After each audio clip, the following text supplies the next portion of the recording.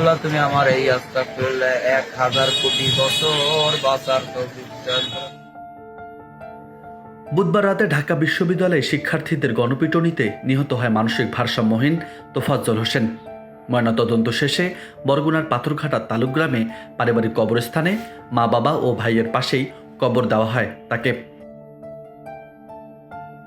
শুক্রবার সকালে তার দাফন সম্পন্ন হয়েছে। এর আগে সকাল 9টায় স্থানীয় মাদ্রাসা মাঠে তার জানাজা অনুষ্ঠিত হয়। জানাজার পর তোফাজ্জলের হত্যাকাণ্ডে জড়িতদের বিচারের দাবিতে মানববন্ধন করেন স্থানীয়রা। এর আগে বুধবার চোর সন্দেহে তাকে আটক করে ফজলুল হক মুসলিম হলের শিক্ষার্থীরা। রাত 10টা পর্যন্ত হলের গেস্ট রুমে কয়েক দফায় মারধর করা হয়। এক পর্যায়ে ক্যান্টিনে বসিয়ে খাবারও খাওয়ায় শিক্ষার্থীরা।